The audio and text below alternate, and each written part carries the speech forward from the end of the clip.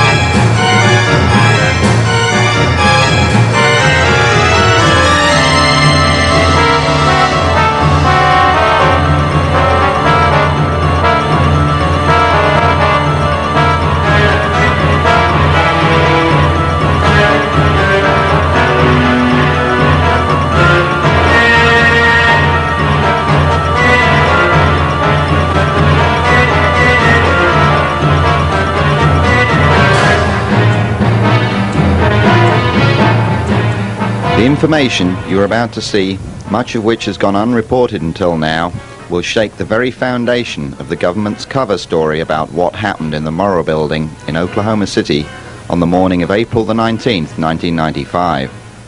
The news staffs of ABC TV and radio, CNN, Associated Press, as well as those of Time and Newsweek magazines, have known most of these facts for several months.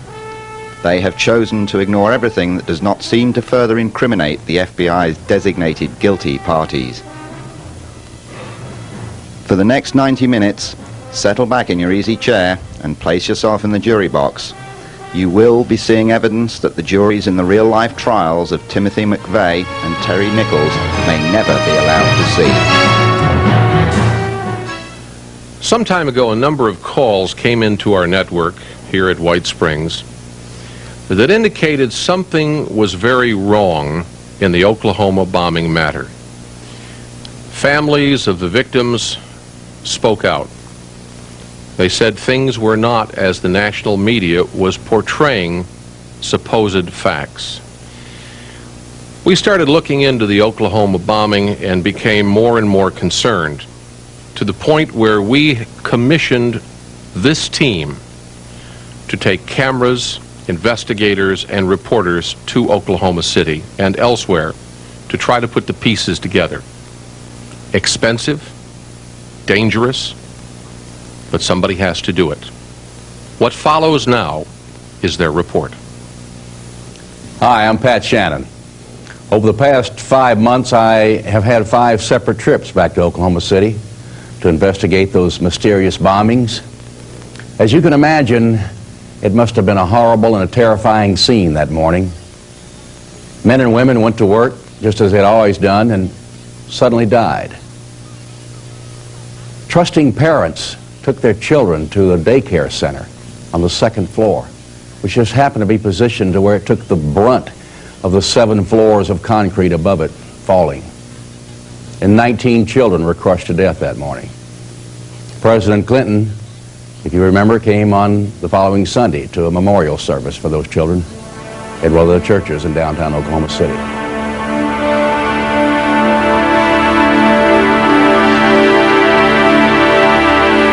In our private investigative circles, we refer to the bombings, plural, because while indeed there may have been an explosion in a Ryder rental truck outside on the street that morning, there also were multiple explosions inside the building. Now, why the federal investigators and the establishment media refuse to acknowledge these facts, we cannot say. Why the BATF refused to answer any questions? For 35 days, they were challenged on no one being in their offices that morning. They were finally forced to yield to pressure when a mother who had lost 2 of her babies in the nursery that day came forward on national television to challenge them. At which time a District Director Les Martz from Dallas said that indeed there were 5 agents in the building. In fact, one of them, their local director, Alex McCauley, was riding on an elevator at the 8th floor with the DEA agent, and at the moment of the explosion, they fell to the 3rd floor. But Les Martz lied. Our later investigation proved this. Did Timothy McVeigh and Terry Nichols really pull off the greatest mass murder in American history? Would a 26-year-old Timothy McVeigh, with just a few years in the military, have the experience and the knowledge to be able to do this? And if so, would he be stupid enough to drive up the highway at 85 miles an hour with no tags on his car? And if he were stopped by the highway patrolman, Charlie Hanger, as he was, would he hesitate to kill one more after murdering 169 people? Why would the President of the United States and his Attorney General make accusations of people and groups around the country, accusations that they knew not to be true? Why did the governor of Oklahoma, Governor Frank Keating, attempt to thwart a member of his own party, Representative Charles Key, who simply wanted and asked for an independent investigation outside of the auspices of the FBI? These are a few of the many, many questions we've been pursuing all summer and will pursue in the next 90 minutes or so. But when we finish, you may have more questions than answers. J.D. Cash is an investigative reporter whom I had the good fortune to meet on my second trip to Oklahoma, and who has worked very closely with me on this case. He is a lawyer who at age 40 retired from his business in Tulsa with enough means to pursue his long-suppressed desire to be a writer. When the explosions in Oklahoma City captured his attention, he immediately began to investigate the discrepancies in the accepted story, the single blast theory. Now, several of his articles about the contradiction of facts in this tragedy have been published locally, but he began to notice that when his editor submitted his articles to the Associated Press, they continually were being ignored. When he finally inquired in person with AP as to why they were not running his articles, he was told by the bureau chief in Oklahoma City that they had been asked by the FBI not to pursue the Middle East connection. But J.D. Cash is a tenacious reporter whose experience in the legal profession long ago taught him not to write anything that he cannot document. He has collected astounding facts that you are yet to hear from your television network news. The 1st of May, I started making some phone calls. There were some things that I was saying on the national news that didn't add up, and there were some questions. There were a lot of questions that the national news wasn't even asking. And so I started making some phone calls, and immediately ran into the Assistant Fire Marshal, Dick Miller. And Dick, I wanted to know where the ATF, DEA, and Secret Service was maintaining their magazines in the building. It was my understanding that they did have magazines in that building, and I wanted to know where they were located. In the conversation, he explained to me that he had never done an inspection of that building because that is a federal building and he's off limits there because of his role as being a city employee. But he did say that he had located, or the bomb squad had discovered at around 10:30 a.m. on the day of the bombing, a 2-foot by 2-foot by 2-foot box marked high explosives. The box was taken by the Oklahoma City bomb squad out to a remote area where it was detonated. His exact words were, "Mr. Cash, when they detonated that, it was definitely high explosives. No question about it." We have a number of witnesses that actually helped the BATF remove high explosives that were still undetonated from the Murrah Building after a period of about 2 weeks.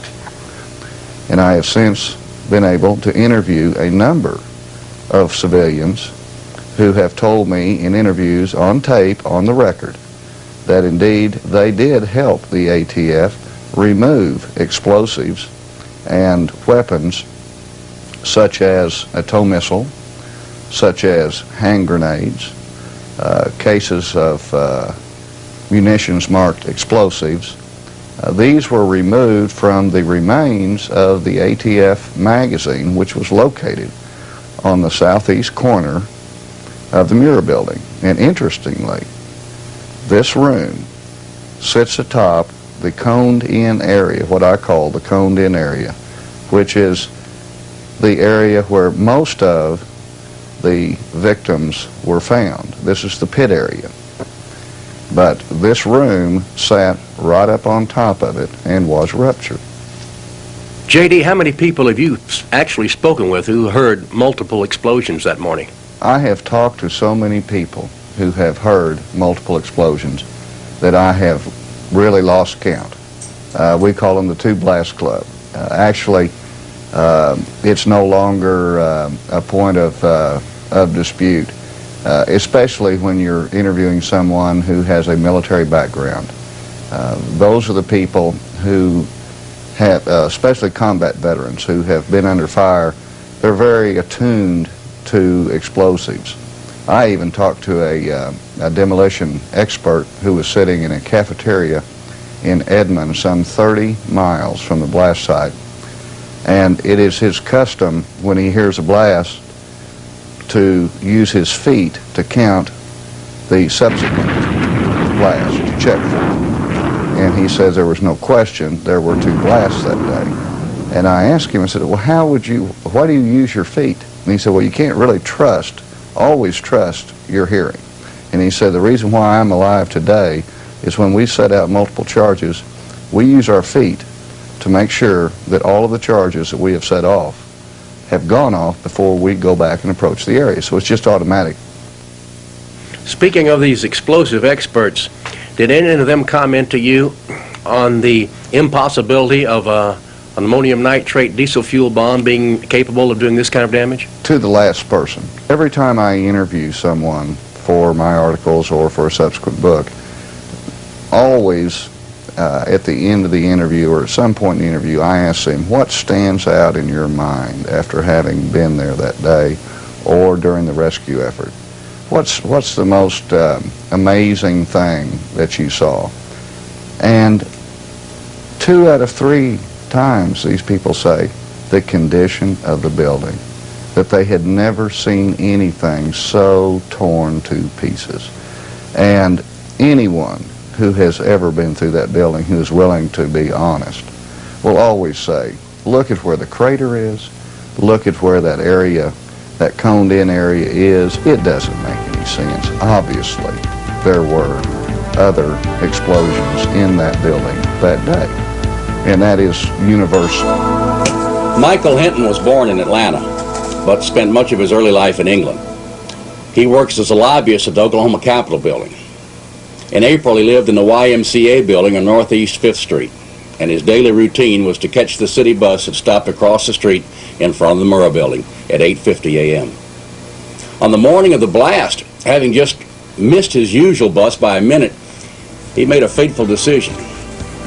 Had he not made the right one, he undoubtedly would have been the 170th person to die in explosions. Mr. Hinton has definite convictions about the question of a second blast. I am active with Ross Perot's United We Stand America.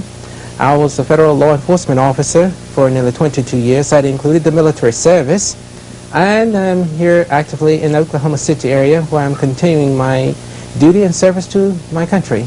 April 19th, I just came out the YMCA, run across the street on the Northwest 5th Street in Robinson area, about, I'd say 50 feet diagonal direction to the federal building. And I'm standing there on the corner that morning waiting for a Metro Transit bus, and I discovered, it was at 10 minutes till 9 at the time I was standing there, and I discovered I'd missed 2 buses. So at 8:55 or about 8:56 that morning of April 19th, 95, I run down to Northwest 5th and Broadway. Another bus was coming through the intersection, and I caught him just in time. This bus was running late. But I got on and went on to the transfer terminal where I was to catch another bus bound for the state capitol. Well, after I gotten off of the bus to transfer onto the bus that's headed for the state capitol, it hadn't even been hardly 2 minutes before I heard this very violent rumble under the bus. And it occurred 2 times where the bus rocked on its side twice. And I'd say this occurred about 6 to 7 seconds apart. At that time, none of us knew what was going on, and I commented to the bus driver, I said, "My, what was that all about?" And we thought maybe another bus coming in had crashed into us or lost its brakes or something. So, you know, we were all just sitting there in, you know, a state of shock, like, you know, we'd never felt nothing like that. But the bus, you know, something to raise a bus, you know, that much, equipment that heavy. And the interesting thing that the news reporters kept emphasizing on all of the local tele-channels is that the Murrah Building just had received a bomb threat 1 week prior to the actual bomb explosion that morning of April the 19th. You had witnessed this, had you not? Yes, I had witnessed. Now, what is interesting is that on a Wednesday, it's been about April 12th, 1 week exact, before the bombing actually occurred. It was in the afternoon, I would say 1 o'clock to 2 o'clock in the afternoon. There was a gathering of, I'd say, it was a 350 to 400 people standing around the federal building. I'm looking out me window at this, and I'm saying, like, well, what could be going on at the federal building? I said, well, maybe they had a fire drill, maybe there was some type of ceremony going on, but the more I looked and watched this, I watched these people about 30 minutes, and, you know, it didn't appear anything that was formal, you know, like I said, going on. People were standing there, engaged in conversations and what have you. So I started to go across the street and inquire, and I said, well, maybe it's just a fire alarm went off or something, so I paid no more attention to it.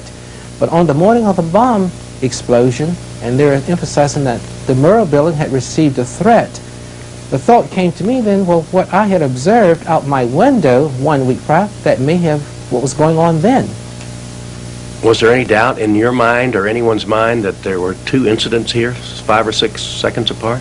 Well, I can't speak for the other passengers. I can only speak for me. What I personally heard and know for myself, that there were two distinct explosions that I heard, and the bus responded twice by rocking on its side like it did. In fact, in that second explosion, I thought, well, for a while there, the bus is going to turn over.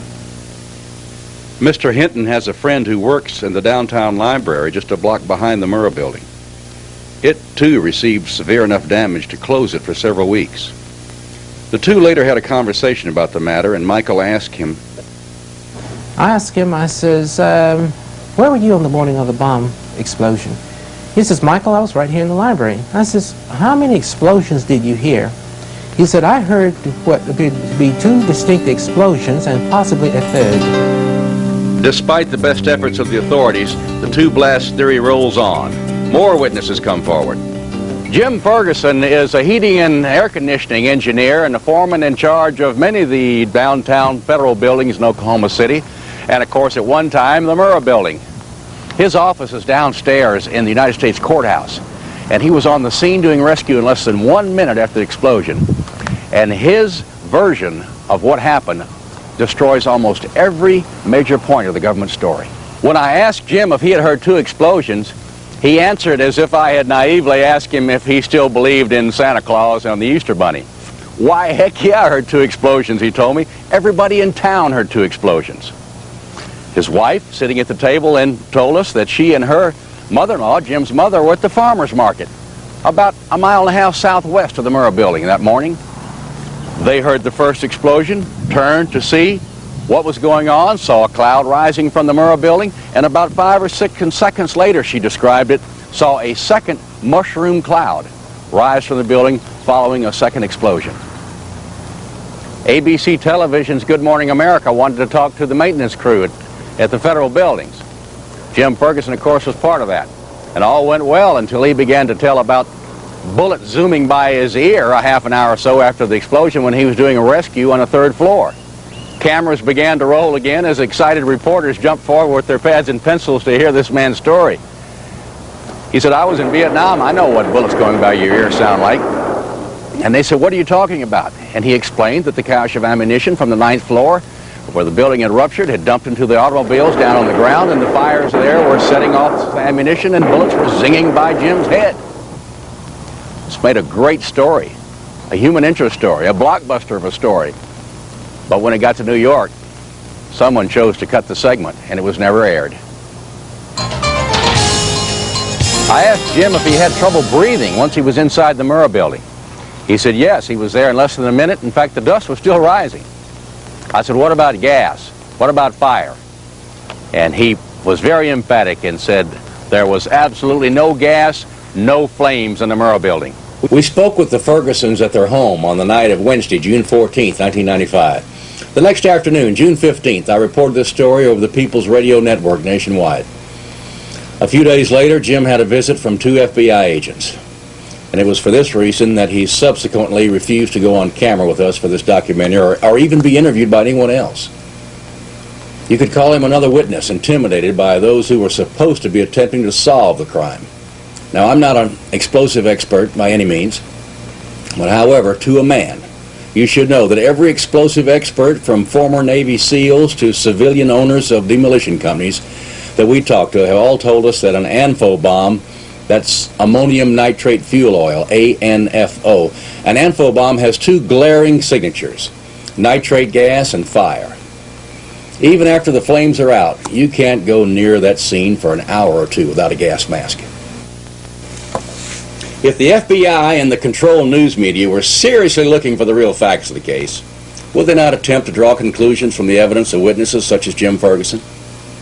His testimony not only strengthens the likelihood of there having been multiple bombs on the scene, but all but eliminates the possibility of this damage having been caused by an ANFO explosion.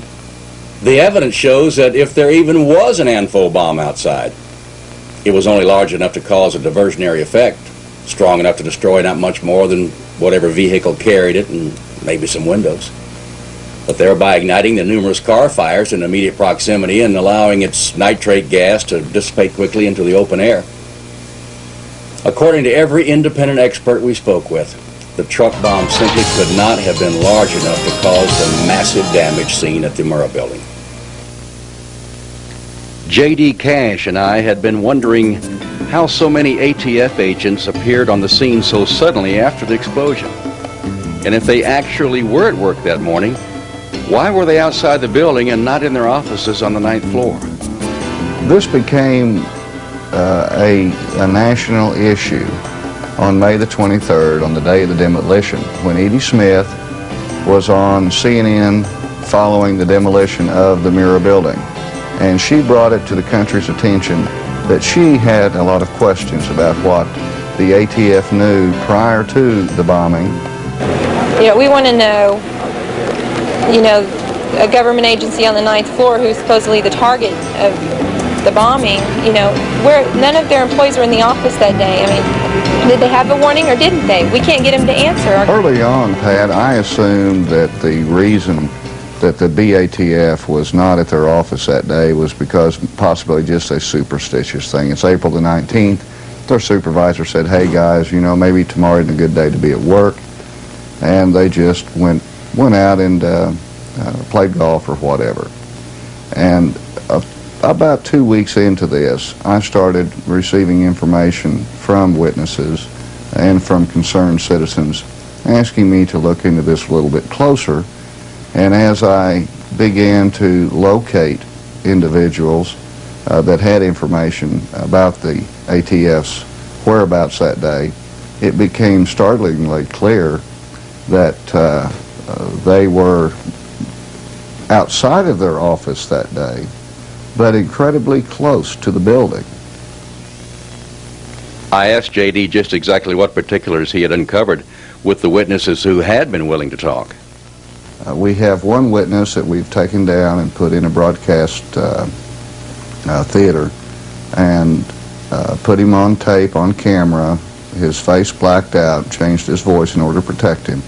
And this individual has told us that he saw 6 to 8 ATF agents 14 to 16 minutes after the blast working the crater area, working the rubble, looking for bomb fragments outside the Murrah Building on the morning of the blast.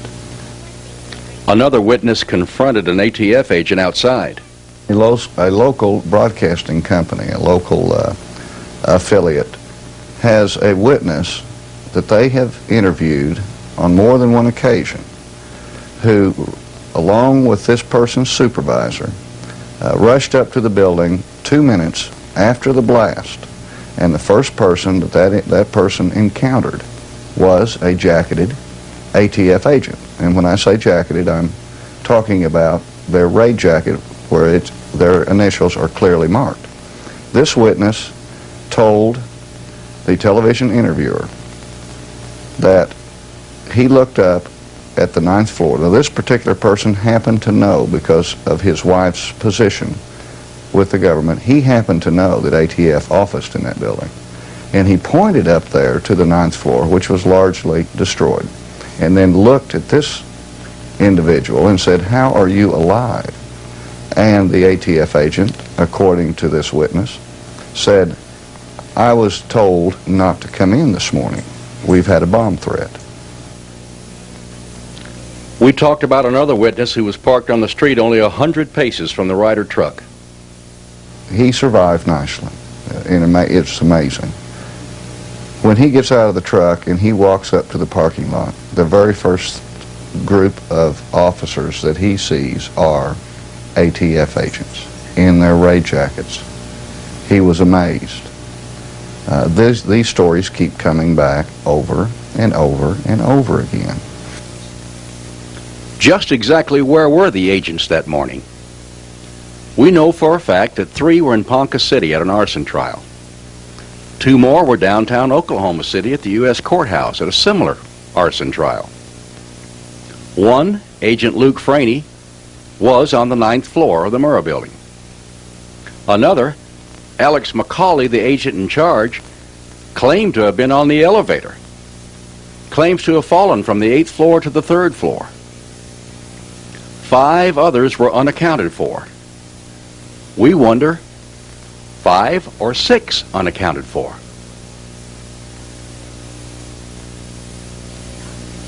Les Martz put out a memo to all the ATF and IRS offices across the country saying that Edie Smith's accusations were groundless.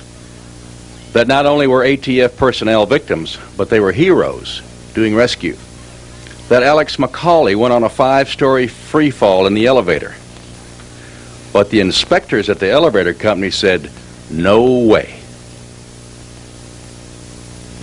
None of these elevators had any of the switches thrown which would be thrown if there had even been an increase in speed of 10%. That's one of the safety features of those elevators in the Murrah Building.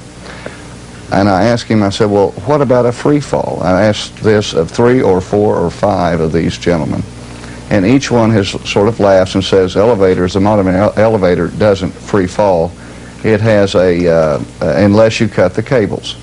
They have the way that they have a counterbalancing mechanism, which if the power goes off, the elevator would be more likely to rise than it would to do anything else. So the idea of an elevator free falling is ludicrous. There were no severed cables in the Murrah. And there were no severed cables. The bottom line is, this story, which has been put out in news releases by the ATF, is not correct. It is not accurate, and they should have done a better job than this if they were trying to account for where Agent McCauley was. At the close of our interview, I requested that J.D. Cash give us his summation of what we will call our theory number 1. With 3,500 pounds of pressure or more, C4 will be detonated. There's 2 ways to detonate it. You can either use percussion caps, which is what it's designed for, or 3,500 pounds of pressure. That will set it off. If it went off in that way and took out, the only thing it had to do was take out that one pier. Pier number 3 is what we call it. And when that goes, there goes 8 floors, and there's your pit area, and there are most of your casualties that day.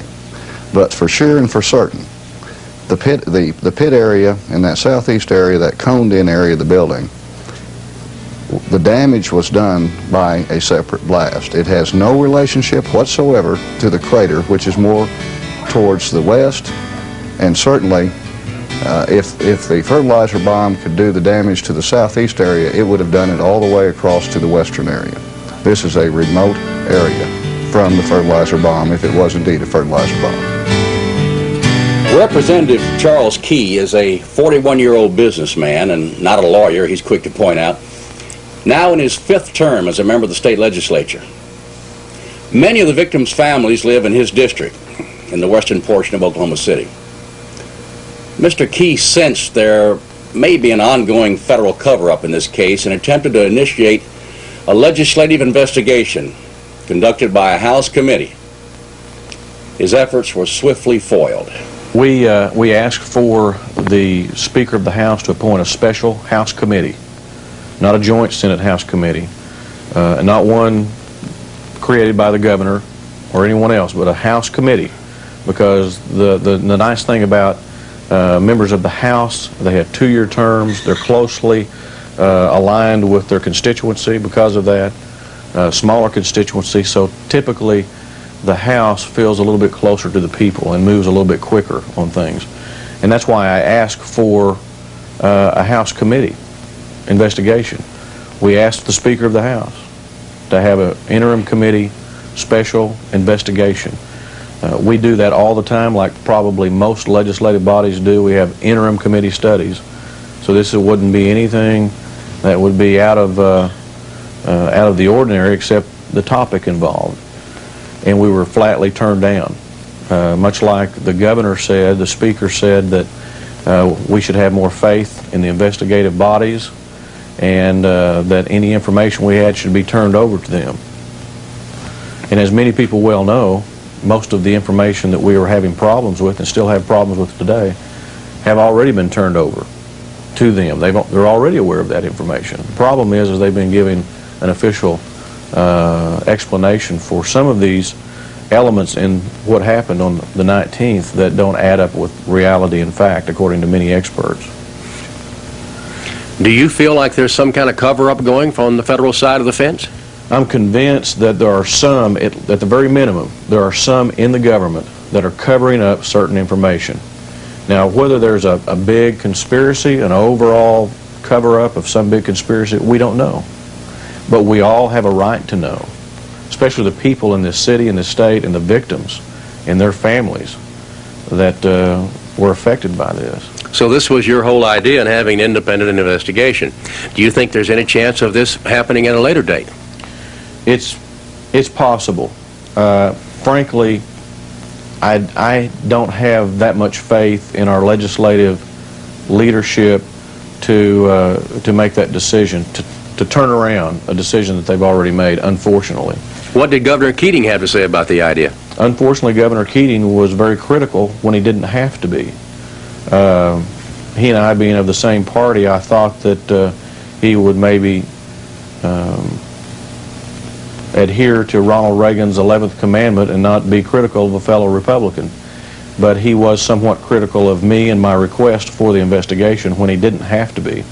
And he's been critical of just about everyone that has brought any questions up about what happened on the 19th and whether there was foreknowledge and a number of other issues. We asked Representative Key if there could have been a Middle Eastern connection. We know that in the first few days after the bombing that there were Middle Eastern or Iraqi individuals that were believed to be involved and that were seen leaving the scene of the crime and that were pursued by the authorities. And one of those individuals was called John Doe number 2, and they even put a $2 million price tag on his head.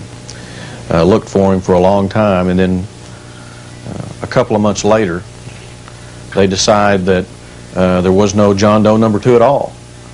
And we know that there is definitely a Middle Eastern connection in this crime. We have other people that have given eyewitness testimony, given 100% ID of individuals that were at the scene of the crime that were of Middle Eastern descent. So we know that there were people involved other than McVeigh that were of Middle Eastern connections. Have you any idea why the FBI would suddenly begin to ignore these people? It has been reported that there are people in Oklahoma City that are former Iraqi soldiers that fought in Saddam Hussein's army in Desert Storm, and that at least one of these individuals may be connected to the bombing in some way. I don't know if that's true yet. We need to know if that's true. We need that to be pursued fully. And if it is, I can see where some individuals may not want that to be made public because of how the public may react to giving asylum to to Iraqi soldiers that we fought against in a very recent war. And that might be connected to a tragedy like this. That's pure speculation.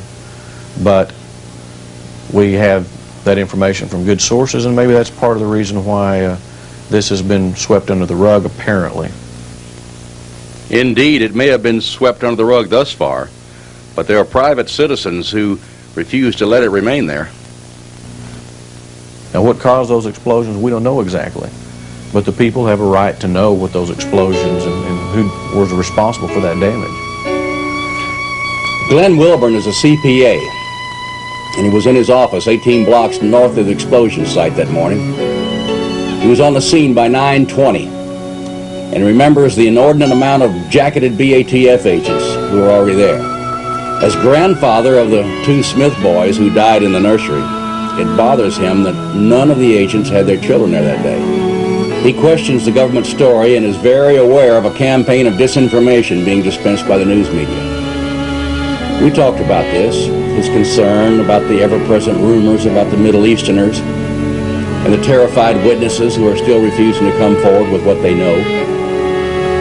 We were speaking of the infamous John Doe number 2. Interesting how he doesn't exist, but yet we have eyewitnesses that saw him. And the FBI has been aware of this since day 2.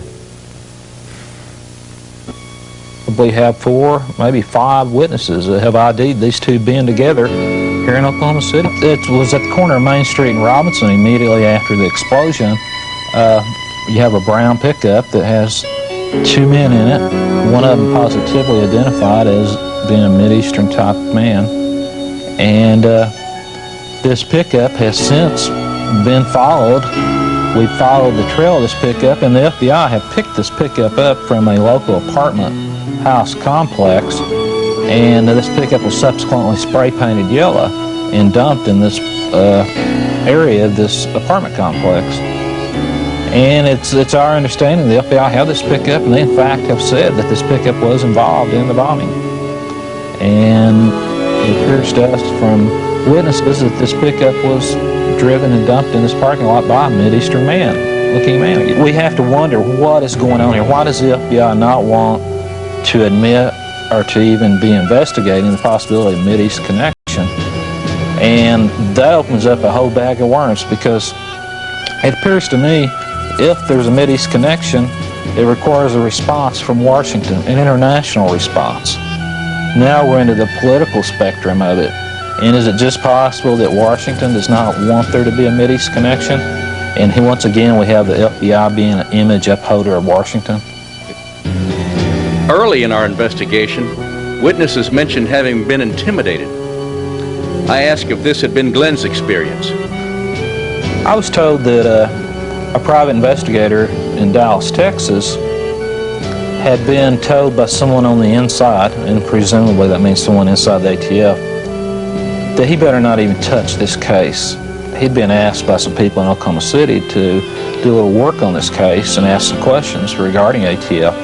And I was told that the person that he talked to said, don't touch it, don't even think about it, and the people in Oklahoma City that are asking questions are going to be in big, big trouble.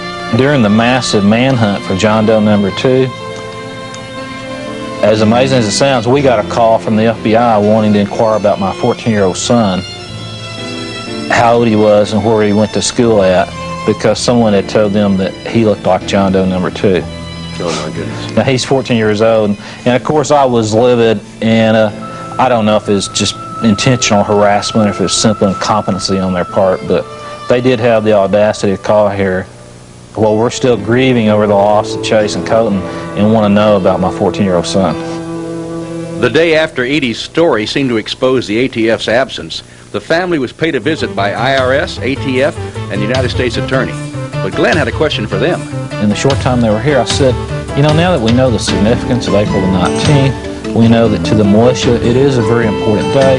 There are significant things that have happened before on April 19th, and there was a significant thing happening that day on April the 19th in Arkansas. April 19th had a lot of symbolism, and I asked them, I said, you know, as professional law enforcement officers, and it's your job to just try to stay up with these things and know of times when there's danger. I said, did it not occur to you there could be danger that day? that it just might be a bad day somewhere. And of course, both the ATF agents said absolutely not. But very interesting, after the meeting and 2 hours later at noon, I'm watching television on CNN, and of all things, I see Mr. Beerball from CNN interviewing John McGaugh, the head of ATF out of Washington, D.C.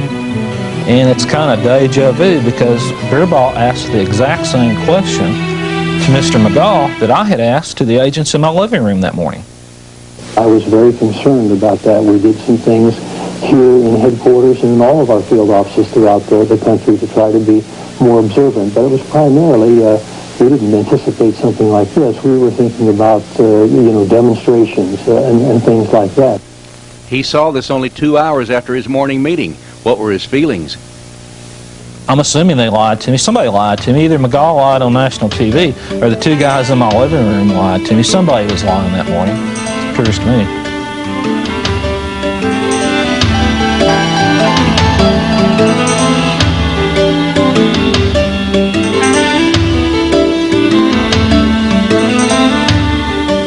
So were there 2 blasts or even more?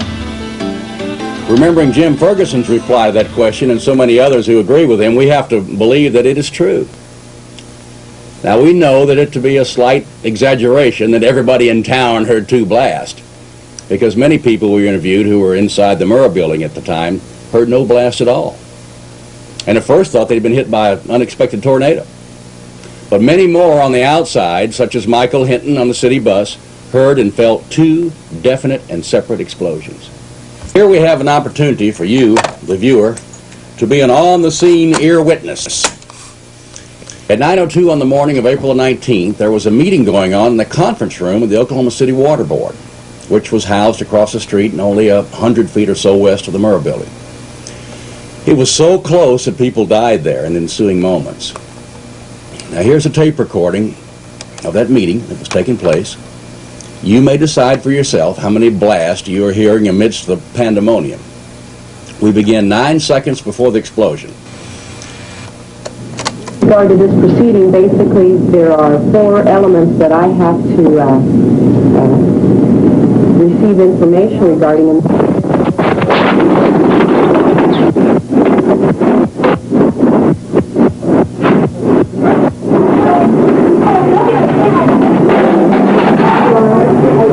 Everybody, let's get out of here. Now, what's the electricity line? What's the light? What's the light? Yeah. Out the back door. All the way to the right. We postulate that the pop, which can be heard 4.2 seconds prior to the explosion, is a detonator which failed to function. Explosives normally have a backup detonator. We propose that this is what triggered this blast. Experts have stated that the ANFO blast should have lasted 5 seconds. The recorder had an auto gain control which was activated by the intensity of the sound of the blast. The top of the sound was cut out for almost 10 seconds. Only overlapping explosions could have caused the auto gain control to remain engaged for this length of time. There was at least one other tape recorder operating in the vicinity that morning. An attorney was drafting a letter to his dictating machine at the time. Now, although the lawyer's office was farther away from the scene than the water board building, and the fidelity of the recording is not as good, the same details are obvious. A pop precedes the explosion by precisely 4.2 seconds on this one too. This data, of course, is insufficient to reach any firm conclusion. However, it would seem apparent that an event which preceded the truck bombing by 4.2 seconds was recorded at 2 separate locations in Oklahoma City. This, coupled with the information recorded by the seismograph machines in Norman, should have been cause for further investigation. Dr. Charles Mankin is the man in charge of the Oklahoma Geological Center at Norman, which is 16 miles south from downtown Oklahoma City. His credentials are impeccable.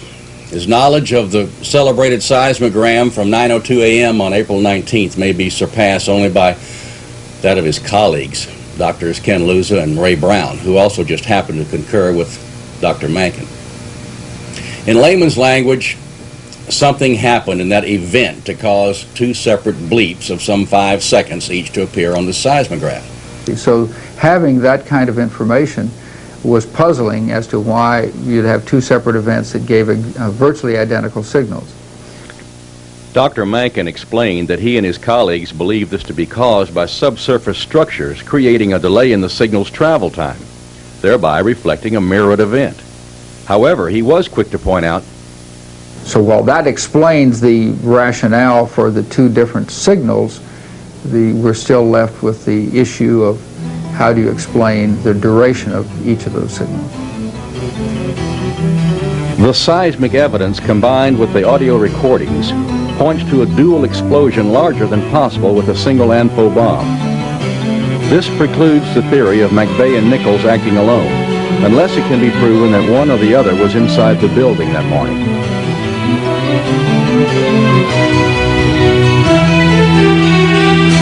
Well, part of a disinformation program is to plant individuals and organizations.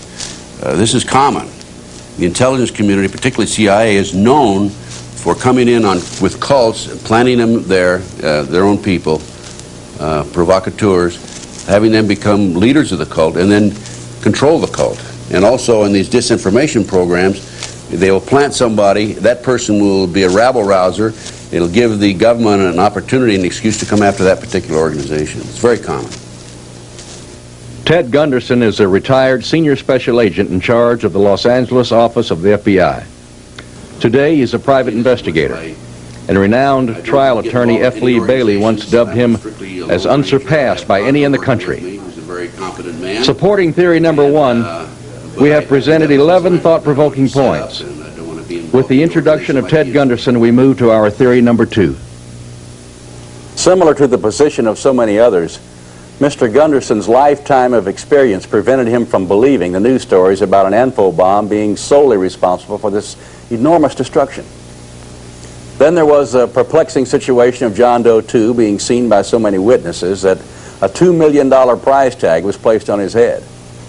In early June, the Justice Department removed this reward offer, with Janet Reno saying at a news conference, John Doe is no longer a suspect. John Doe 2 is a joke. I mean, the early news report said that John Doe 2 was seen with McVeigh in Michigan and in Kansas and in Arizona. And now the government comes up and says, oh, and also in Kansas he was seen renting the truck with him, right? Now the government's coming up, oh, it's just by coincidence that this particular person that they drew the artist's conception from happened to be in the rental shop at the same time, had nothing to do with McVeigh. This all doesn't make sense. And now the latest thing, as of this date, is that these are two guys, McVeigh and Nichols, out having a beer, decided they hate the government, went down there and blew up the federal building. That's a joke. Why are the national media ignoring this real information? It appears to be factual that you and General Parton and others are uncovering. They're ignoring you, and they are chasing this apparent folly. I don't think they're chasing anything. I think this is part of the disinformation program. I've penetrated... It's by design. It's by design. Investigator Gunderson alleges that he has, with others, infiltrated several clandestine organizations whose modus operandi is to compromise political figures and thereby dictate their voting behavior, a technique that has now been expanded to include key figures in the national news media to further the organization's own agendas. It is clear from Pat Shannan's own research that the national news media are aware of the major differences between the evidence and the official version of events in Oklahoma City. However, they still choose to support the official story. A shabby commentary on the condition of the Fourth Estate. So as a result, these people, or some of these people, are running the news media. They're paying the bill, so to speak. So they're being, as far as I'm concerned, the major mainstream media is being manipulated, maneuvered by the businessmen. They don't dare come forward with this two detonations and these other theories. Ironically, according to Anthony Summers' new book about your former boss, J. Edgar Hoover, those are the tactics that he became infamous for using from about 1930 to 1970. Well, let me put it this way. I don't think we have time to go into J. Edgar Hoover. I will defend him as a great leader, and he put a great organization together. We had no corruption, virtually no corruption at all when he was the head of the FBI. So I don't think we need to get off onto that subject, but I'll say this, that we didn't have the corruption in the... Ted believes that often the national media will pretend to be interested in things that they really are not. April the 26th, I learned that ABC Television and 4 other members of the media had been into the University of Oklahoma, obtained the information about the 2 detonations. Then about 2 weeks later, ABC TV came to town, called me from a motel, said they wanted to interview me and wanted my material. They couldn't meet with me right at that moment. They said they would talk to me later. And I said, well, in the meantime, I'll fax some material to you at the hotel room or the motel room. I did. I never heard from them again. So they never did the interview? They never did the interview. And I think that they were in town just to find out what I had, because this was early in the investigation. And I had been on a number of radio talk shows and so forth. Plus, I sent out, when this initially broke, I sent out a lot of information on my fax. In fact, I probably sent out over 200 faxes around the country. It was picked up and rerun. Also, it was on the internet. But it was, they didn't want to interview me. They didn't want this information. They only wanted this information to find out what I had, as far as I'm concerned. And ABC TV had this information earlier. They have never used it. The 2 detonations were mentioned, I understand, on one occasion on CNN, but they haven't been used since then. Ted, it appears that the only way people are able to get the truth from this whole fiasco is from the underground network, so to speak. It seems that even the people in the highest echelons of government are participating in some kind of cover-up. Do you agree with that? I agree 100%. We furnished our material to Senator Arlen Specter early in the investigation. I sent him a fax. Said, I'm former number 2 man in the Philadelphia FBI. I was there when you were U.S. Attorney, and I've met him in the past when he was there as a U.S. Attorney. And I said, I have some very important, critical information for you. Please contact me. I haven't heard from him yet. This is several months ago. So, also the FBI. We furnished this information to the FBI. About 10 days after I furnished it to the FBI, I received a phone call. The agent said, I received this fax. You want me to send it to other FBI field officers around the country? I said, well, you can do what you want to do. I sent about 200 of them out. I don't think it's going to make any difference one way or another now. But in the end, the bottom line was he wanted to know where I lived and what my phone number was and so forth. And I said to him, hey, please come out and interview me. Because I not only want to talk about this, I want to talk about some of the other things I'm involved in. The only responsible person, quote-unquote responsible, who has contacted me or done any follow-up that I've furnished this report to is Stephen Jones, McVeigh's attorney. A nice letter back from him. You will be contacted in the future and so on and so forth. And as a matter of fact, his investigators have already interviewed my associate and me. Nationally syndicated talk host Anthony Hilder compared the Oklahoma bombing to the Reichstag fire in Germany in 1933, which was committed by one political faction and successfully blamed on the opposition. Hilder was one of the first to interview Ted Gunderson after the Oklahoma City tragedy. Is this something that occurred as a result of talk show hosts like myself inspiring some crazies to get out there and take out a federal building, or is this not in fact something that was set up for the purpose of frightening the population of this nation into surrendering our rights for a new world order? I'll have to say, in all honesty, in all sincerity, there's no question in my mind, and this is my opinion, that an incident occurred or was established or happened that was planned, and the purpose of that was to enrage the American public, and to make sure and force Congress to pass anti-terrorism legislation, which we do not need, but which at the same time would imperil our civil liberties and further erode our civil rights and help destroy what we believe in our Constitution. You know, they're encouraging and asking that new legislation be passed, anti-terrorist legislation. I have with me the guidelines of the current guidelines of the FBI in investigating terrorist acts.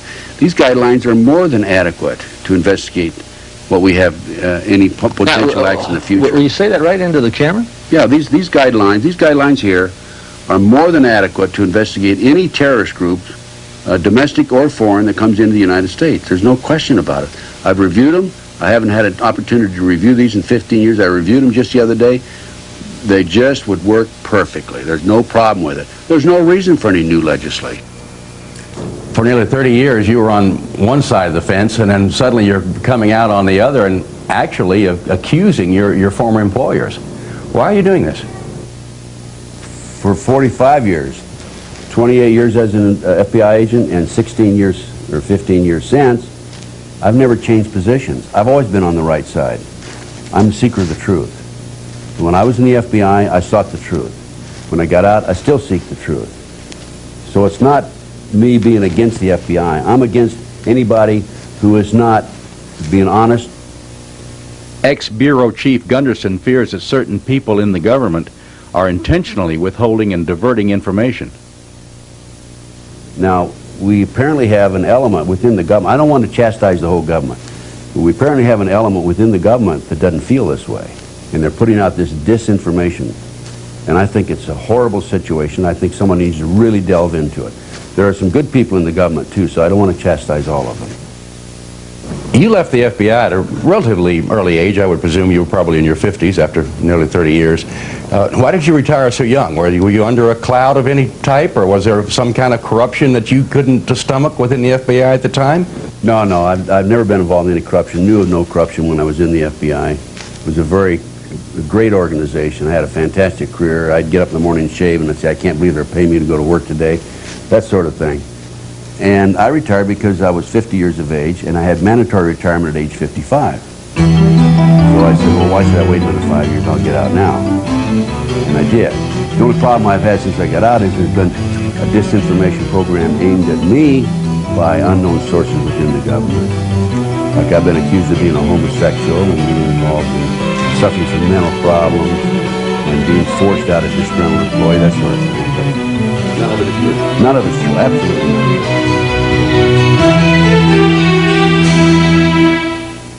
Mike Reconner is probably one of the 12 most brilliant men on earth. This man is known to us only as Ray, and he agreed to go on our cameras only on the condition that his face be shadowed. He was recruited into the CIA by a 20-year veteran operative to work with one Michael Reconner. They were to build portable electronics labs to intercept communications.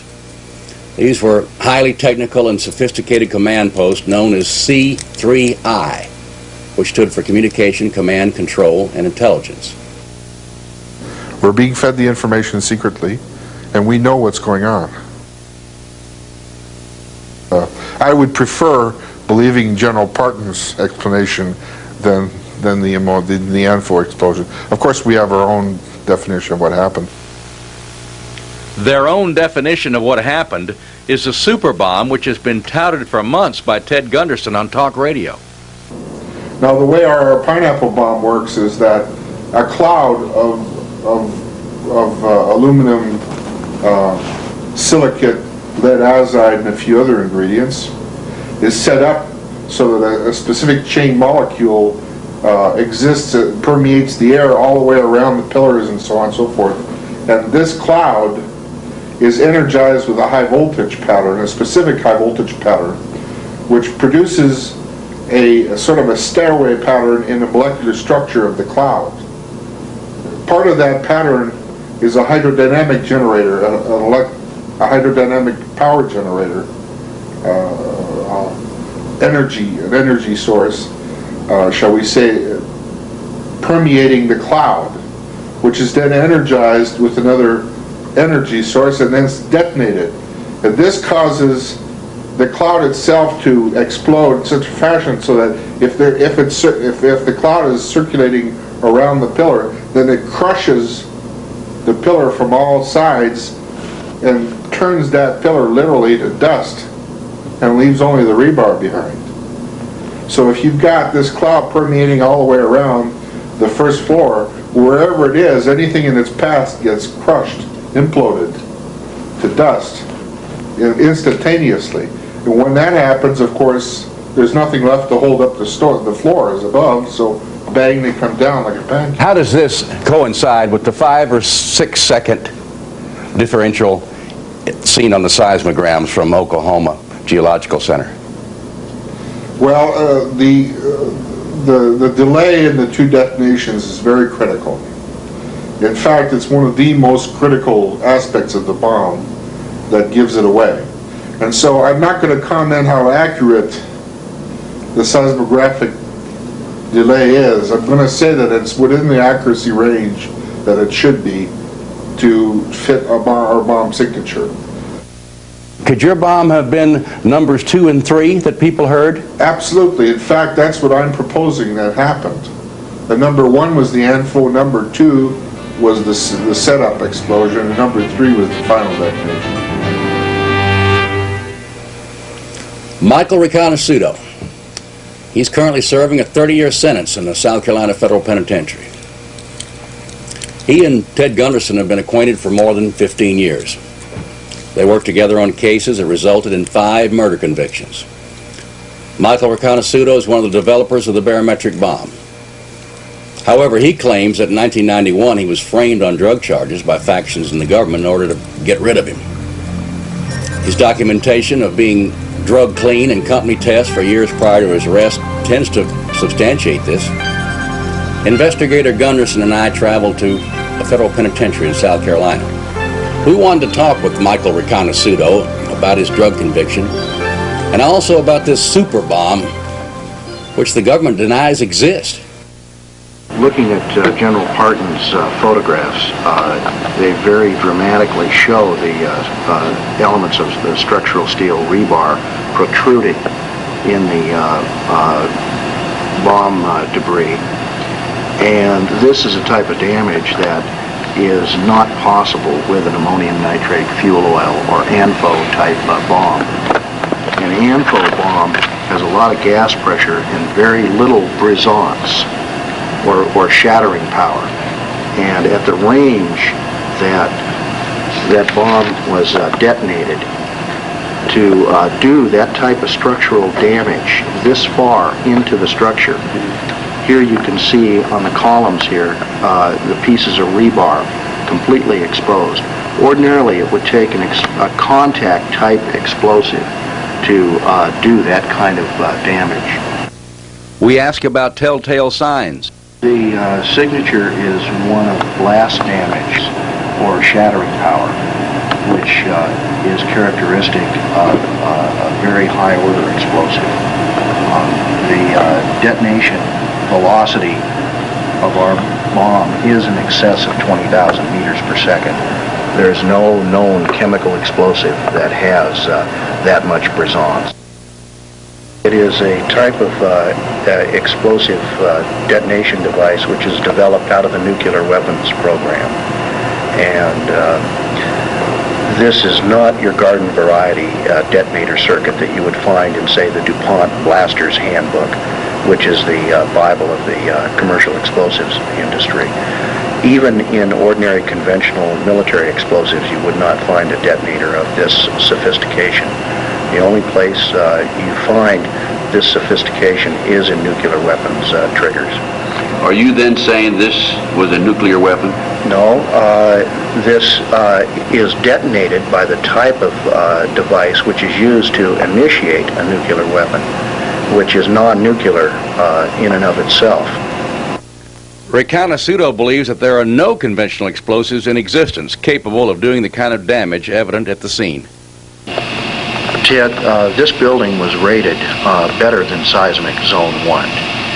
And any engineer familiar with the basic Roerich equations on stress, structural stress, would be able to tell you that this damage pattern is very unusual.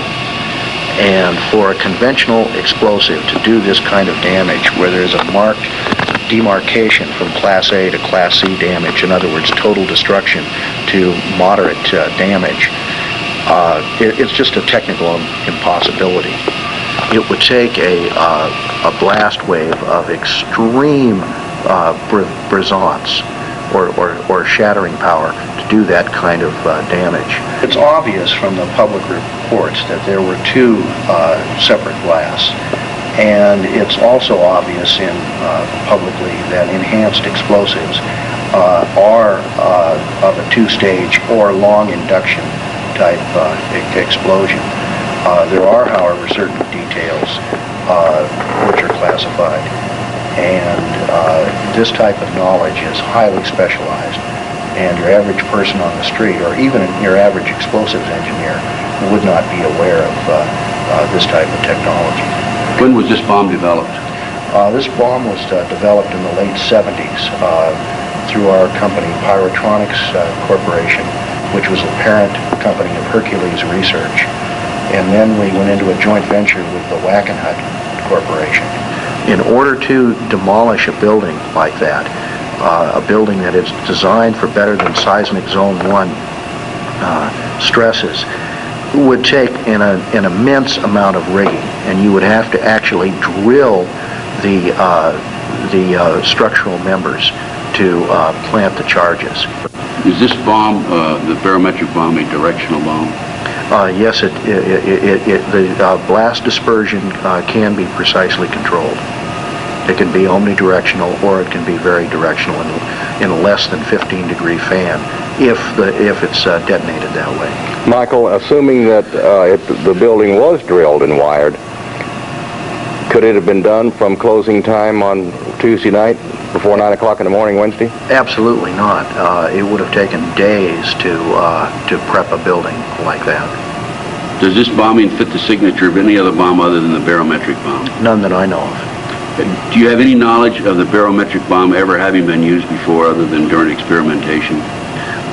Yes, it was used to take down a high-rise apartment building in downtown Beirut in retaliation for Mr. Buckley's torture and death. What year? That would have been in 1984. And who was responsible for that? Who had control of the bomb at that time that did this? Our friend. I don't want to. I don't. Turn the camera off.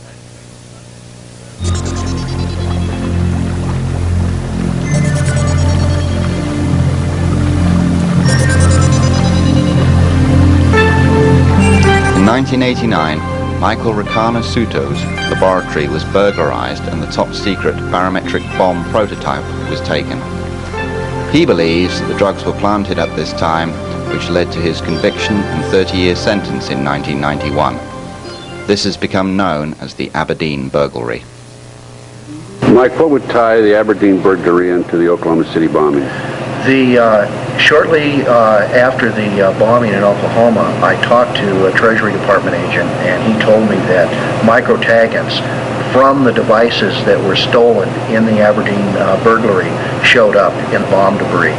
He said the lab at the forensic testing lab the Treasury Department has in San Francisco found it. Is there any way that more than one of your bombs, we'll call it, could have been used at the Murrah Building? It wouldn't have taken more than one. So you're saying one could have done the damage that we see, two would have done much more than we see? Absolutely. One would have. I'm surprised that so little damage was done. The microtaggants are required by law in commercial explosives in the United States, and they're like a serial number, and they will survive a blast. And that way, the forensic bomb investigators can recover bomb blast debris and identify the source of the explosive if it was a commercially made explosive in the United States. The components that we were using in our research program were required to have microtaggants in them in case anything ever happened to them where they got into the wrong hands. Your contacts in ATF, have they told you that this is the bomb that could be traced back to Aberdeen, Washington? They told me that the microtaggants from the detonators that were reported stolen in the police report that we filed, that Raymond and Carl Worth had filed with the Aberdeen Police Department, are the ones that showed up there specifically. In the Oklahoma City bomb? Yes. If the testimony from these ex-government agents is true, it points to a much more ominous bomb being present at the Murrah Building on April 19, 1995.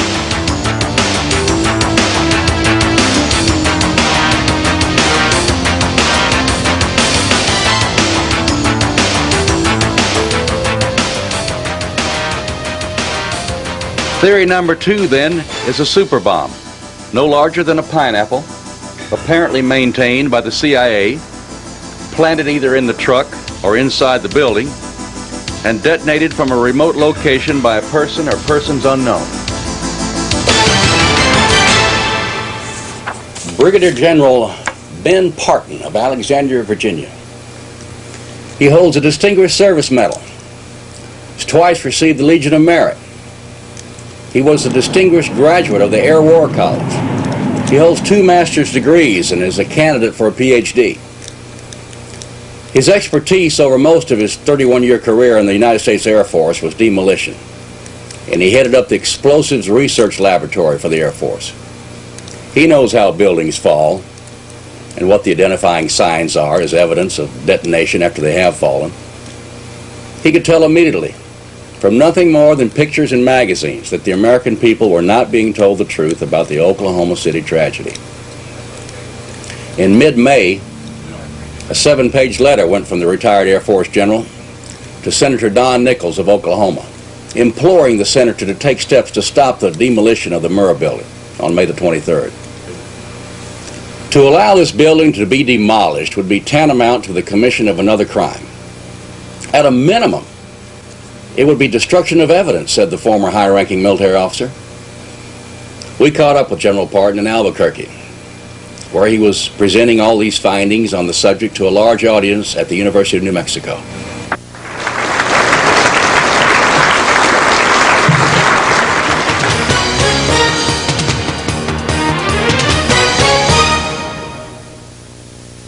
My forte and interest has been in the weapons business for many, many years. And when I saw the circulated, published information about the bombing in Oklahoma, I just knew there was something phony about it. Number one, the pictures were grossly asymmetrical, and you just don't get that with bomb damage. The level of damage for the size munition they were talking about was incompatible with the damage to the building. And I gathered all the information that I could, all the pictures that I could, all the stuff that was published, and I sat down and got the floor plan for the building and as much information as I could on the building structure, and I came to the conclusion that there had to have been demolition charges in the building. There's no way you could have, no way what happened down there could have happened without demolition charges in the building. And I knew that those demolition charges had to be on 3 specific columns. But I felt across the front, if it had been an outside job, that those demolition charges would have been at the base of the columns on the front of the building, because they were available and accessible to anyone on the sidewalk. But there was one column back in the middle of the building that came down, and it certainly couldn't have been taken out with the demolition charge without someone having access to the building. So I prepared a memorandum, and I sent it to about 60 members of the Senate and the House, laying out my concern. And Don McIlvaney and I got on the radio talk shows. We both agreed we would hit as many as we possibly could and try to get the Senate and the House to take some action to keep that building from coming down until we could have an independent assessment of what happened, because I knew when that building came down there would be evidence forever destroyed.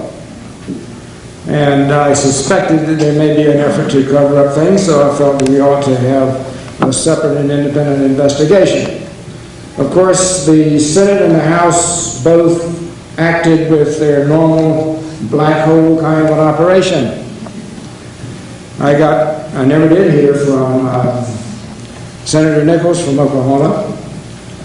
I got a letter back from Senator Warner espousing his wholehearted support for a number of the conditions in the so-called anti-terrorism bill. And Congressman Frank Wolf sent back a letter, and I knew him well. And he said, "Dear Ben, Thank you for your info copy. It was addressed to him. He said, what you're discussing is above my level of expertise. I have sent it to the FBI for the information and assessment and evaluation. I then knew that he didn't understand what the letter was all about.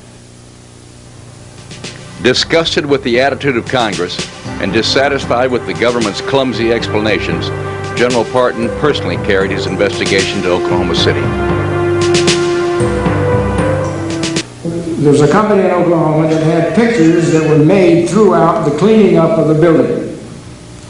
They hauled over 315-ton truckloads of material away from that building, hauled it out to a landfill, smashed it down with equipment as much as they could, covered it up with dirt, put it behind a chain link fence with guards on the gate. So if that's not a figurative and a literal cover-up, I don't know what is a cover-up. Was this destruction of evidence precipitated because the government prosecutors feared the remaining forensic evidence might clear their official suspects, McVeigh and Nichols? Or would it have proven ATF, DEA, and Secret Service carelessly stored dangerous explosives on the 8th and 9th floors? General Parton feels the photographic evidence disputes the last half of this theory.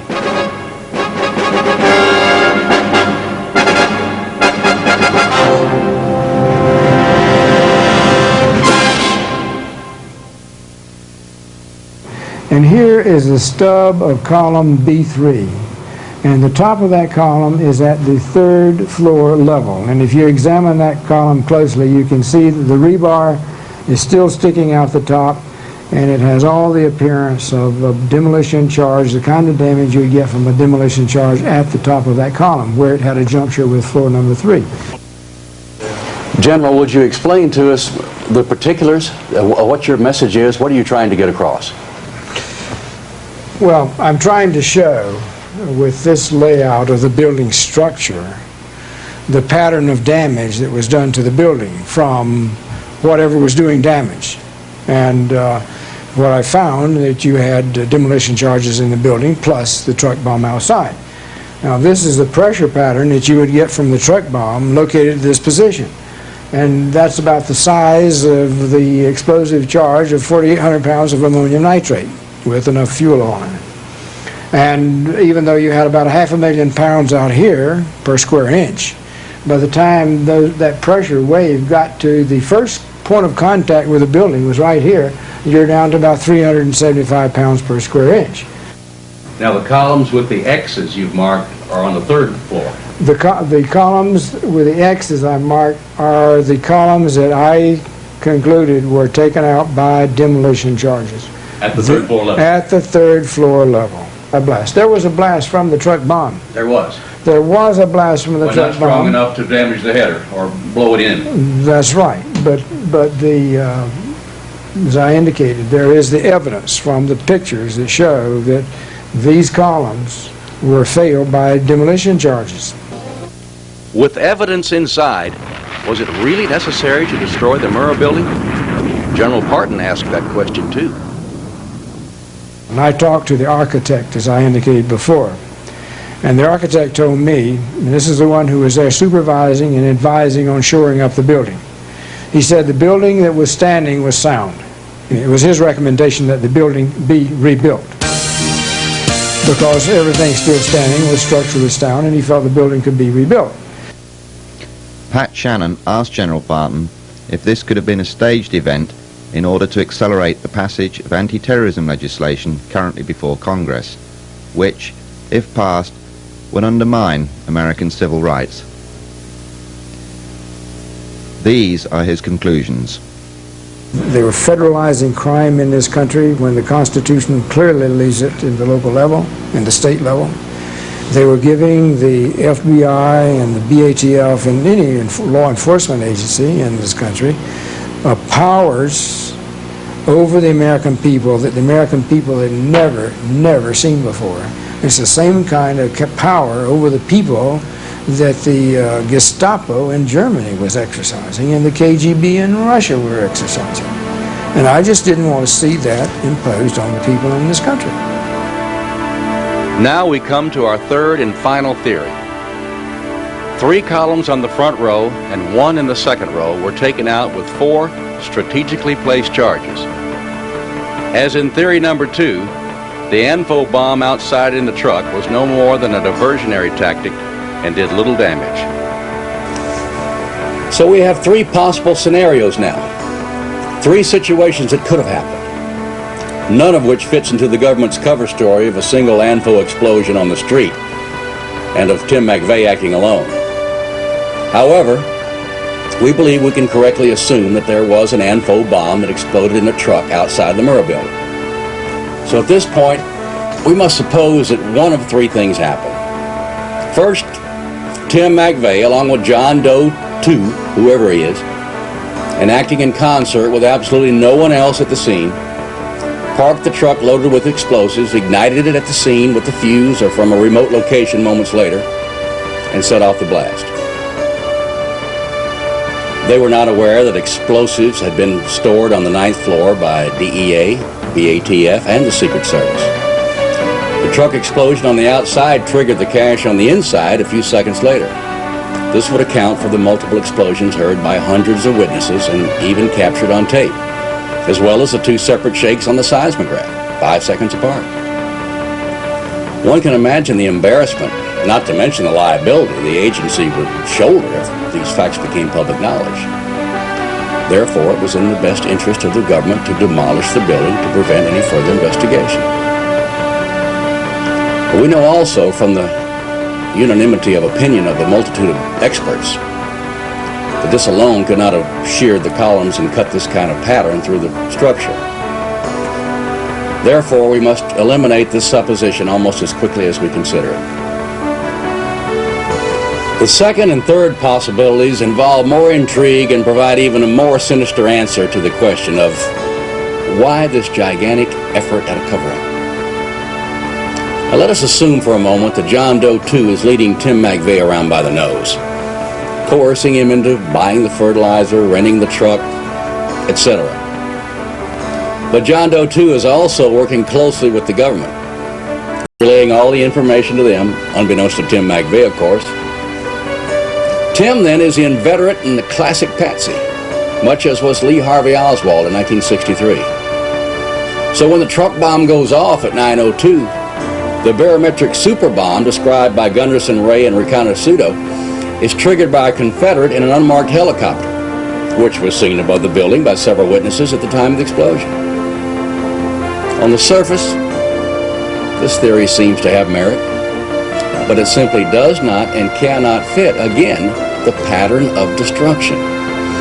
In an attempt to show that perhaps both Gunderson and General Parton were correct, that several super bombs were strategically placed, as Parton was suggesting, we asked Michael Reconnaissance if this could be. He vetoed the idea immediately. His barometric bomb was just far too powerful. Any more than one of these bombs would have left far more devastation than we already see. In our third case scenario, we have the conditions presented by General Parton, and the facts seem to make his the strongest case of all. Remember, he's a bona fide demolition expert from the United States Air Force, and of the precise ilk the government would have brought forward a long time ago if his testimony had been favorable to them. Of course it's not. His scenario could have included Tim McVeigh only on the fringes at best, and certainly not the mastermind. You see, both General Parton and the BATF are very aware that if Parton is correct, and he is certain that he is, it would have to involve duplicity at the highest levels of government. Those columns could not have been drilled and wired, and those charges so strategically placed without a team on the inside. Some say that this would have taken several days and not feasible because the activity would have been witnessed by too many people. But General Parton says the columns did not have to be drilled and wired, not even wrapped, he says. He says a bucket full of C4 or C5, maybe a cubic foot in size and weighing about 60 pounds, placed next to the columns he's identified would have had the sufficient power to shear those columns, turn the concrete to powder, and leave only the rebar as evidenced. This operation could have been performed in 10 minutes, said General Parton. And we found that to be interesting. The building foreman told us that there was no security in the Murrah Building after 11 o'clock at night. when the cleanup crew left. Only a night watchman who patrolled the area around the U.S. courthouse. Now, with proper timing in Watergate fashion, it would have been a simple matter for those with keys and knowledge of the alarm system to enter, place the charges, and then be gone from the area before the watchman returned on his routine rounds. If the truth is ever known, we agree with General Parton that of the three, this supposition will prove to be the closest to that truth. There were other innocent victims of this tragedy. First, the President and the Attorney General jumped to outrageous conclusions and seemed to make whatever public accusations that might prove to be politically expedient. They blamed in general the Christian right, and in particular the conservative talk show host and the unorganized state militia. The charges were all groundless, but because of the source, the news media had a field day for many days. One of these unfortunate victims was James Nichols of Decker, Michigan, the older brother of Terry. In the heat of the hysteria, the public sat back in wonderment as James was arrested without charges, indicted on flimsy circumstantial evidence, and placed in a federal lockup for 32 days. He was finally released when prosecutors admitted that there was nothing on which they could base a case against this man. They arrested me. First it was protective custody. I argued with that. I objected to that. Then they brought up charges upon me, falsely. Indicted me with a grand jury indictment the day before we was going to have a probable cause hearing, because they didn't have any evidence for a probable cause hearing. So they used the prosecutor's grand jury rubber stamp. Afterwards, they let me out. Finally, after 3 court hearings, the judge said that he sees no evidence. They presented no evidence to connect me. And then Janet Reno come on last Thursday, the 10th of August, I think it was, said that I'm totally exonerated. They had no evidence. Well, if they didn't have any evidence after another 60 days of surveillance and investigation, how did they have enough evidence to put me in prison to start with? Another tawdry example of the victimization of survivors is the Edie Smith and Kathy Wilburn story. So then all the letters that you received from the Red Cross, none had any money in it? No, they didn't. And they were opened no matter how it was addressed, and this became a concern to me because there was such a massive volume of mail. And I was wondering, why were they opening our mail? So I called them. I picked up the phone and called them. The first person I talked to said that we don't open the mail. I said, well, ma'am, I wouldn't make up this story or lie to you.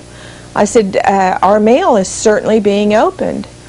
And they referred me to Dee Jackson, the head lady of Red Cross, as I understand it, here in Oklahoma City. And she said, we don't open the mail.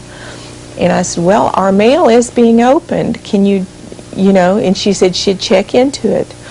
When I talked back with her, we were told that she would put a stop to them opening the mail, but the mail was being opened because they were protecting us from hate mail.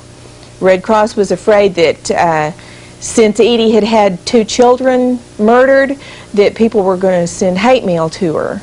Did that ever occur? No. Who would write hate mail to someone that had their children murdered? We never got one unkind letter. The people that took the time to write to us were people that were wanting to console us and extend their sympathies. There was never any hate mail. It has been said many times that those that do not know the past are condemned to repeat it. But how will we ever understand this incident in the recent American past if we are confined to the headline version, which seems to be designed for public consumption in the interests of protecting a few very powerful people? And while we cannot yet be sure of what did happen that dreadful morning, these months of research for this documentary have made us absolutely certain of at least 2 issues. Firstly, a single ANFO explosion in a truck outside the building was not solely responsible for the enormous destruction and unprecedented loss of life. Secondly, as General Parton wrote to Congress, the effort required to mastermind and execute this intricate operation does indeed pale in comparison with the effort taken to cover it up. We must agree with Chuck Harder's opening statement. There is something very wrong with the Oklahoma story. Mr. Johnson? Yeah, first it's the question about blowing up a building. Are there any circumstances under which an individual is justified to blow up any building? After you've evacuated it and you wanted to cover up the evidence.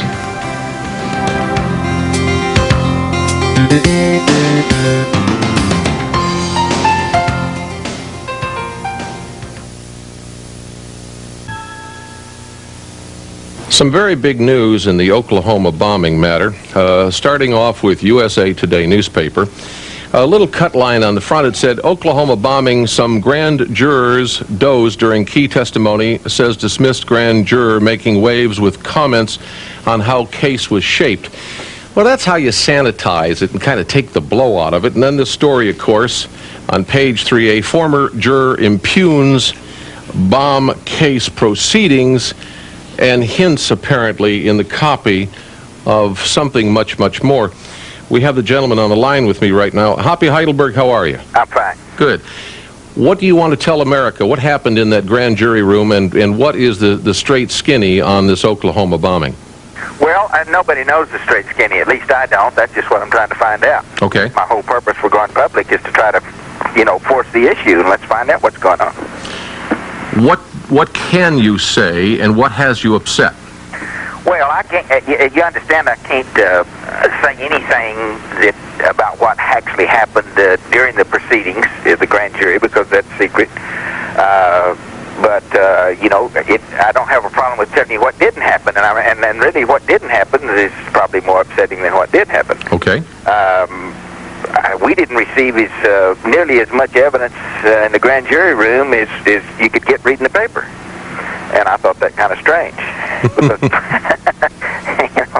if I wanted to find out anything about the bombing, I was better off reading the local paper than listening to the testimony. Mm-hmm. So what you're saying is that you were not given good information. Why would you think that would be? Well, I think that's the $64,000 question. That's just what I'm trying to find out. Why was everybody else having more luck than the FBI researching this thing? Well, let me ask you a couple questions. Did it ever come out, or can you comment as to any kind of delays that occurred in the rescue operation? Was that ever talked about, or can you comment on that? No, I don't know anything about that. Okay. What about other stuff found in the building, such as explosives or what have you? Did they talk about that, or can you comment on that? No, there's not going to be any discussion about anything like that. Okay. Can you comment, or what is your concern, or I don't know quite how to word it, but in the newspaper here, in the USA Today, it says that you're concerned that prosecutors did not provide information about the possible involvement of others in the case, particularly a suspect referred to as John Doe 2. When you add others in the case and suspect John Doe 2, you have a conspiracy, don't you? Well, there's some evidence that there were a number of people involved. The only evidence that I've actually heard is, and the only physical description I have of any of the other parties is John Doe 2. His physical description is, he's a rather unique person, and there's only one like him, and everybody that's seen him describes him the same way, so we sure know he exists. We don't know about the others. Okay.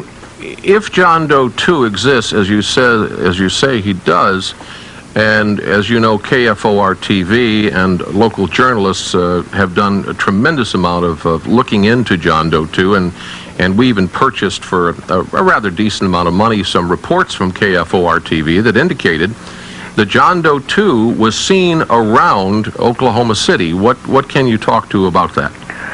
Well, there's plenty of. I'm satisfied he probably has been seen a lot of places by a lot of different people, and we just weren't allowed to talk to him, and I find that strange.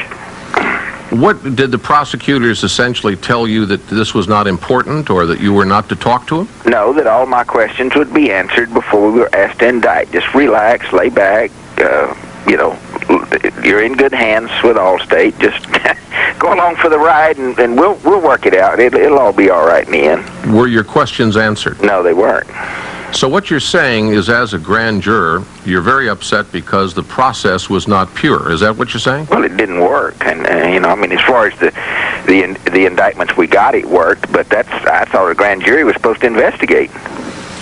Well, you and I both know that a grand jury is supposed to investigate, and a grand jury is supposed to ask questions. But you're telling me that your questions went unanswered and that you did not get cooperation. Is that what you're saying? That'd be an accurate description. I don't mean to put words in your mouth, but are you saying that there was any kind of a cover-up by prosecution, or a lack of prosecution, or withholding of prosecution? That's what I'm trying to find out. And obviously you never will now, because they kicked you off the panel. Well, unless there's another investigation that turns up evidence of any such things that you're discussing. When we need another investigation is what we need. Okay, when KFOR-TV and other reliable local media that have been doing excellent jobs come out with all kinds of leads on not only John Doe 2, but something that indicates a wider conspiracy or organization, and perhaps even maybe a rogue element here or there from the government, why was such things not investigated by the authorities? Why would that be overlooked? Can you give us any kind of a thought on that? Yeah, I can give you a thought on that. They had so many agents investigating the families of the victims, the reporters in town, and like now they're investigating me. They didn't have enough agents left to investigate the bombing. So what you're saying is that they are essentially intimidating anybody who doesn't want to go along with the government line? Is that what you're saying? Well, a lot of people would agree with that. That's been reported. A lot of people have reported to me that they've been intimidated, and they're trying to, hushed up, keep their mouth shut, quit bucking the system, quit trying to find out what happened. And since I became public, why then I get a lot of calls, and a lot of them are families of the victims, a lot of them reporters, a lot of them are just people in town that have been warned, and I just find it all very strange. All right, Hoppy Heidelberg, you are 55 years of age, and you are president of a horse breeders association, amongst other things. Apparently you're a businessman, are you not? Right. All right, so you are not just some cuckoo that they picked up on Skid Row and said, here, boy, you're a grand juror, you're obviously a responsible guy. Why in the world, can you tell me what you think is going on?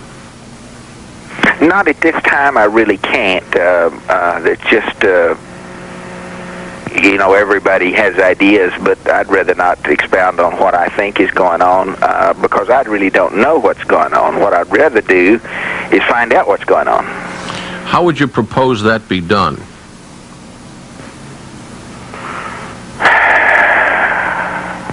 Well, enough pressure was finally put on the Ruby Ridge situation that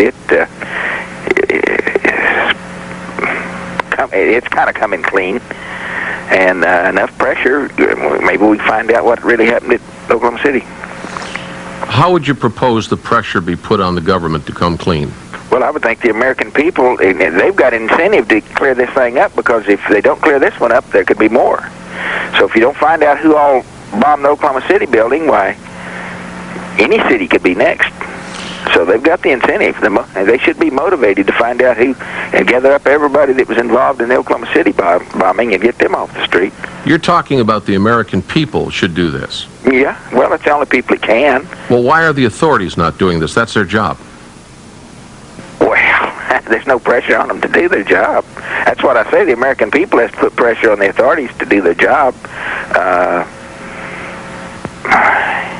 I mean, a lot of people have jobs they don't do. They just draw their pay.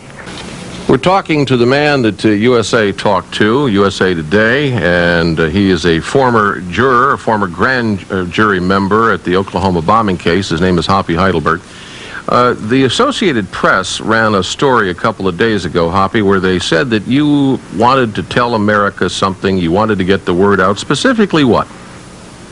Well, a lot of things are run in the paper, that are opinions of people other than me. Okay. I mean, it's not so much that I want to get the story out, is that I want to, I guess the story I would put out is that the American people need to resume the responsibilities that were given to them originally, and because when they abdicate responsibilities, vacuums don't exist long, and the government's all too willing to move in.